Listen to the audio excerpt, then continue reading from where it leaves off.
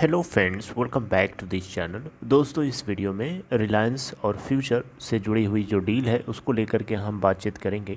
But शुरू करें उससे पहले आपसे रिक्वेस्ट करना चाहूँगा। पहले रिक्वेस्ट कि अगर आप डीमेट अकाउंट या ट्रेडिंग अकाउंट ओपन कराना चाहते हैं, डिस्क्रिप्शन बॉक्स में लिंक आपके लिए दिया गया है। और दूसरी चीज़ कि अगर आप चैनल को फर्स्ट टाइम देख रहे हैं, सब्सक्राइब करके बेल आइकन को ज़रूर सेट कर लीजिएगा। इससे आपको वीडियोज़ की नोटिफिकेशन मिलती रहेंगी। दोस्तों, रिलायंस और फ्यूचर डील को लेकर के लेटेस्ट अपडेट आप लोगों को मैंने ऑलरेडी बता दिया है, उसके बारे में हम डिस्कस नहीं करेंगे। शॉर्ट में आपको बता दूं 2 लाइनों में, तो वो ये है कि रिलायंस और फ्यूचर इस डील को लेकर के किसी भी तरीके का जजमेंट किसी भी अथॉरिटी को अभी 4 हफ्तों के लिए नहीं देना है। ये सुप्रीम कोर्ट ने ऑर्डर दिया है। 4 हफ्ते का टाइम इसलिए दिया है सुप्रीम कोर्ट ने कि 4 हफ्तों के भीतर इंटरनेशनल आर्बिट्रल ट्रिब्यूनल की तरफ से इस डील के ऊपर या इस अलायंस के ऊपर फैसला आ सकता है, जिसको ऑलरेडी कंक्लूड किया जा चुका है, बस उसको रिजर्व किया गया है। तो सुप्रीम कोर्ट इस फैसले का इंतज़ार कर रहा है, उसके बाद ही जो कुछ यहाँ से फैसला दिया जाएगा वो होगा। इस बीच दिल्ली हाई कोर्ट की तरफ से जस्टिस JR मिधा के द्वारा ऑर्डर किया हुआ जो जजमेंट था उसको इम्प्लीमेंट करने की जो बात चल रही थी, उसी को लेकर के फ्यूचर ग्रुप के किशोर बियानी जी ने सुप्रीम कोर्ट के अंदर 2 बार अपील किया था, जिसके बाद सुप्रीम कोर्ट ने ये फैसला सुनाया है। ये बात मैंने आपको ऑलरेडी बता दिया है। दोस्तों, यहाँ पे आपको एक चीज़ और पता होना चाहिए कि सुप्रीम कोर्ट ने इस तरीके के 4 हफ्ते का फैसला, 4 हफ्ते का टाइम फ्रेम जरूर दे दिया हो, लेकिन एक बहुत बड़ा क्वेश्चन मार्क है, बहुत बड़ा क्वेश्चन मार्क है। और एक क्वेश्चन मार्क ये है कि कंपटीशन कमीशन ऑफ इंडिया ने खुद कहा था कि रिलायंस फ्यूचर की डील को लेकर के अप्रूवल की बात तो छोड़िए, कंपटीशन कमीशन ऑफ इंडिया से जब अप्रूवल पाना था अमेज़ॉन को, जब वो फ्यूचर कूपन के अंदर इन्वेस्टमेंट कर रहा था, तो उसने क्लियर कट मेंशन नहीं किया था। बहुत सारी चीज़ें उसने हाइड करी हुई थी।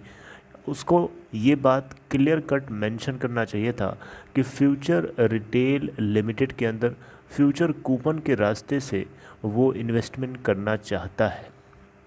कंपटीशन कमीशन ऑफ इंडिया का यहाँ तक बोलना है कि अगर अमेज़ॉन क्लियर कट बताया होता कि वो फ्यूचर कूपन लिमिटेड के रास्ते फ्यूचर रिटेल लिमिटेड के अंदर हिस्सेदारी लेना चाहता है, तो कंपटीशन कमीशन ऑफ इंडिया उसको ये अप्रूवल ना देता।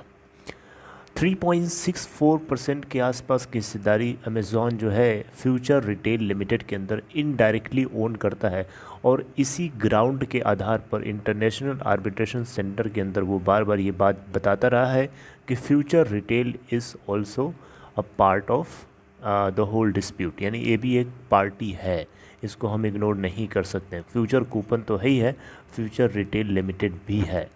तो अब कहाँ गई ये बात, कहाँ गई है हवा, कहाँ गया ये क्वेश्चन, कहाँ गए लोग? क्या ये क्वेश्चन इस समय नहीं उठाना चाहिए? क्या हमें इसे दबा देना चाहिए? बताइए ना, क्या हमें इसको दबा देना चाहिए, छोड़ देना चाहिए? क्या हम सिंगापुर आर्बिट्रेशन सेंटर की तरफ से जो अवार्ड आएगा, जो वहाँ से जजमेंट आएगा, क्या हम उसको फॉलो करें? या अपने देश के अंदर जो कंपटीशन कमीशन ऑफ इंडिया, जो कि वॉच डॉग है, किसी भी कंपनी दूसरी कंपनी को जब एक्वायर कर रही होती है, तो उसमें कंपटीशन बना रहे, इस बात को मेंटेन करने के लिए इस अथॉरिटी का जन्म दिया गया है। इसीलिए दिया गया है ताकि ज़रूरत पड़ने पे काम ना आए, कि ज़रूरत पड़ने पे काम आना चाहिए, इसलिए दिया गया है। तो इस बीच ये बहुत बड़ा क्वेश्चन है, और ये क्वेश्चन इस बात की तरफ इशारा करता है कि हमारी अथॉरिटीज़ किस तरीके से डील करती हैं इन एक्वाइजेशंस को लेकर के, और इसमें कितना फ्रॉड होता है या नहीं होता है, उसको कितना ये टैकल कर सकती हैं। अब देखिए ना, यहाँ पे फ्रॉड एक तरीके से कहा जाए, अब इसे फ्रॉड ही तो बोलेंगे। फ्यूचर रिटेल लिमिटेड के अंदर आपको अगर एक्वाइजेशन करनी है, हिस्सेदारी लेनी है, तो आपको उसको मेंशन करना चाहिए ना। आपका जो ड्राफ्ट रेड हियरिंग प्रॉस्पेक्टस होता है, उसके अंदर आप मेंशन करिए अप्रूवल पाने के लिए।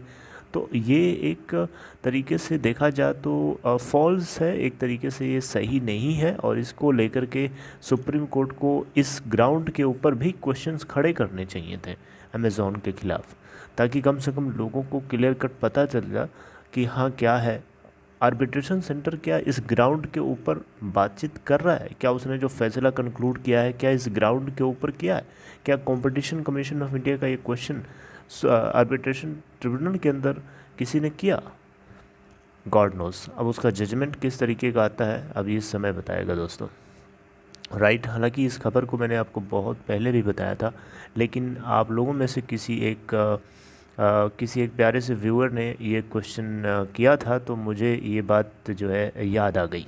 तो इसीलिए दोस्तों मैंने आप लोगों के साथ इस क्वेश्चन को फिर से रेज़ किया है, और आप लोग इसके ऊपर किस तरीके से देखते हैं, आपका क्या पॉइंट ऑफ व्यू है, आप कमेंट बॉक्स में ज़रूर बताइएगा।